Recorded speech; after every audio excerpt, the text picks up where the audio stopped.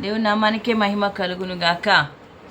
ఈ ఉదయకాలమున దేవుడు మన పక్షాన ఉండి కార్యమును చేసే దేవుడు అంటున్నాడు. అందరిని బట్టి దేవునికి స్తోత్రాలు.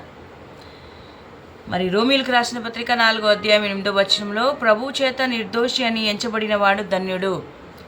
ప్రభువు చేత నిర్దోషి అని పిలువబడిన వాడు, ఎంచబడిన వాడు ధన్యుడు అని దేవుని వాక్యం సెలవిస్తుంది. ఈరోజు మనము దేవుని దృష్టిలో నిర్దోషులుగా ఉన్నామా? మనము పాపము చేసిన వారిగా ఉన్నామా? మనల్ని మనము ఒకసారి పరీక్ష చేసుకోవాల్సిందిగా పరిశుద్ధాత్మ దేవుడు హెచ్చరిస్తూ ఉంటున్నాడు. రక్షణ కలుగక ముందు మనమందరము కూడా పాపము చేసిన వారమే, మనమందరము నిందలు మోపబడిన వారమే, పాపములో మనమందరము చచ్చిన వారమై ఉన్నాం. మనము చీకటి మయముతో, చీకటితో నింపబడిన వారై, చీకటి బిడ్డలుగా మనమందరము కూడా పాపముతో నింపబడిన వారమై, సాతాను యొక్క బిడ్డలుగా మనమందరము ఉన్నాం.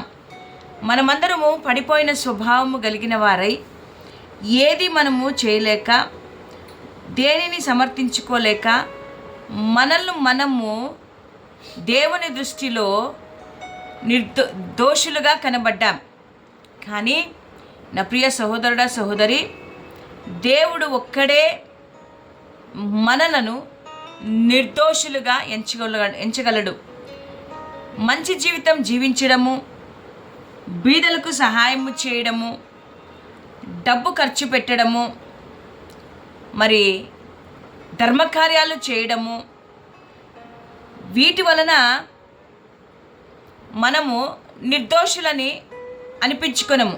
లేక సంఘములో పని చేయడము, మరి మంచి కార్యాలలో పాల్గొని సంఘ కార్యక్రమాలలో, పండుగలలో ఆచార పద్ధతిగా పనులు చేయడం, దీనివల్ల మనము నిర్దోషులుగా తీర్చబడం.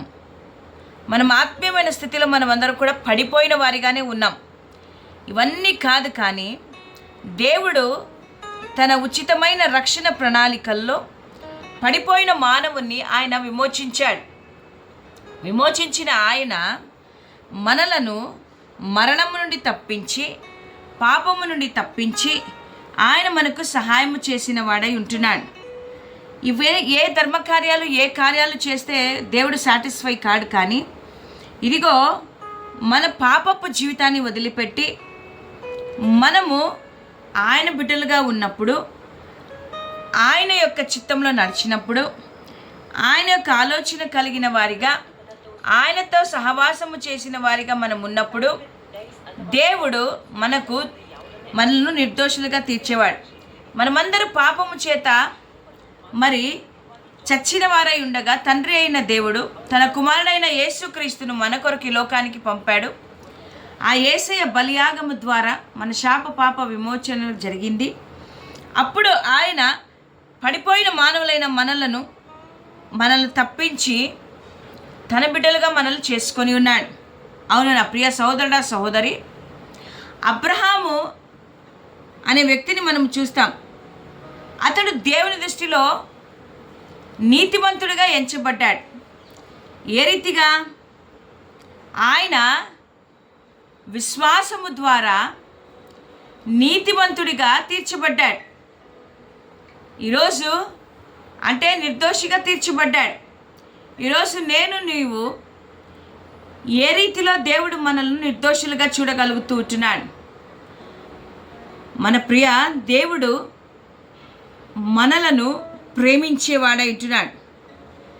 నా ప్రియ సహోదరుడా, సహోదరి, దావీదు గొర్రెలు కాసుకునే వ్యక్తి.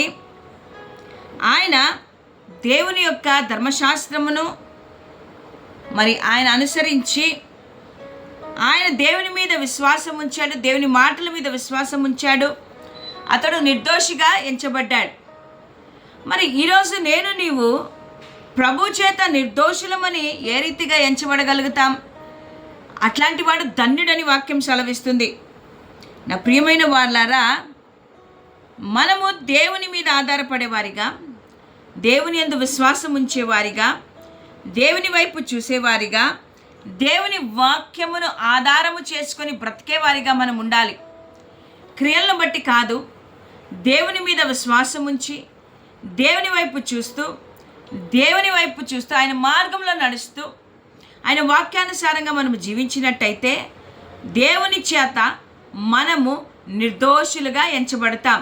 కాబట్టి నా సహోదరుడా సహోదరి, దేవుని బిడ్డ, ఎన్ని నీతి వంచి క్రియలు చేసినా దేవుని వాక్యాన్ని నమ్మకుండా, దేవుని ఆధారం చేసుకోకుండా, దేవుడున్నాడని గ్రహించక ఇలోక సంబంధమైన అలవాట్లతో, ఇలోక సంబంధమైన పద్ధతులతో, ఇలోక సంబంధమైన వాటితో మనము జీవిస్తూ ఉంటే ఎప్పటికీ కూడా మనము నిర్దోషులుగా ఎంచబడము. హల్లెలూయా, దేవునికి స్తోత్రం కలుగునుగాక.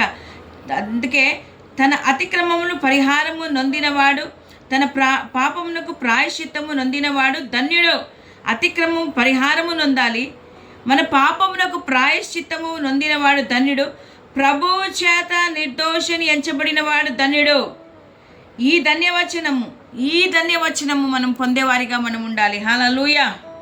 అబ్రహాము యొక్క విశ్వాసం అతనికి నీతి అని ఎంచబడెను. నా ప్రియమైన వారలారా, వాక్యమును ఆధారము చేసుకొని, పాపమునకు ప్రాయశ్చిత్తము కలుగజేసుకొని, అతిక్రమములకు పరిహారము పొందుకొని, జీవము కలిగిన దేవుని యొక్క మాటలు విని విశ్వాసము కలిగిన వారై ఆ మాటల మీద ఆధారపడి మనము దేవుని చేత నిర్దోషులుగా ఎంచబడాలనేదే ఆయన యొక్క కోరిక.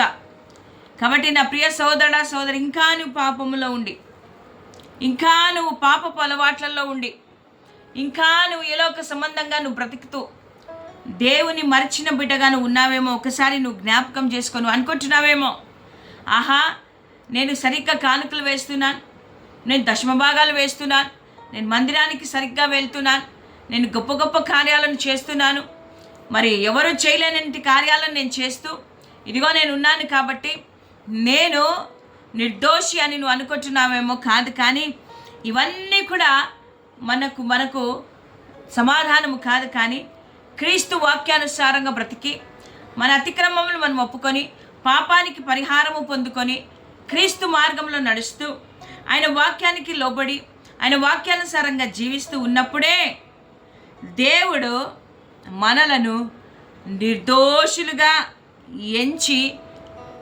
మనకు ధన్యతను కలుగజేయగలడు. నీవు వాక్యమును ఆధారము చేసుకోవాలి. ఏ సిచ్యువేషన్ వచ్చినా, ఏ పరిస్థితి వచ్చినా దేవుని వాక్యాన్ని నిర్లక్ష్యము చేయకుండా దేవుని వాక్యానుసారంగా బ్రతికే బిడ్డలుగా మనం ఉండాలి. కాబట్టి నా ప్రియ సహోదరుడా సహోదరి, దేవుని బిడ్డ, ఈ ఉదయకాలమున నువ్వు నిర్దోషిగా ఉన్నావా? నువ్వు నిర్దోషి అని దేవుడు నిన్ను అంటున్నాడా? లేక దోషి అని నీ మీద ఆయన వ్రేలెత్తి చూపుతున్నాడా? ఒకవేళ ఇంకా నువ్వు పాపంలో ఉన్నట్టయితే, దేవా నన్ను క్షమించు, నీ రక్తంతో నన్ను కడుగయ్యా, నా దోషములను పరిహరించు ప్రభువా, నా పాపములకు ప్రాయశ్చిత్తము కలుగజేసుకొనుటకు సహాయము చేయి ప్రభువా అని ఆయన పాదముల మీద పడి ఆయనను మనం వేడుకున్నప్పుడు ఆయన అమూల్యమైన రక్తము ద్వారా మనల్ని కడిగి పరిశుద్ధపరిచి నిన్ను నన్ను ఆయన సరిచేసి ఇదిగో నిర్దోషులుగా ఆయన తీర్చగలుగుతాడు. కాబట్టి అట్టి అవకాశాన్ని దేవునికి మనం ఇద్దాం. దేవుడు నిన్ను నన్ను ప్రేమిస్తున్నాడు. మరి యొక్క దినమును మనకిచ్చాడు, మనొక్క సంవత్సరాన్ని మనకిచ్చాడు, మనకు సమయమునిస్తూ ఉంటున్నాడు. ఆ సమయంను సద్వినియోగము చేసుకొని క్రీస్తుకు మనము బిడ్డలుగాను ఆయన దృష్టిలో నిర్దోషులుగా మనం ఉందాం. దేవుడు ఈ మాటలు మన వినికిడిలో దీవించునుగాక. Amen, amen, amen.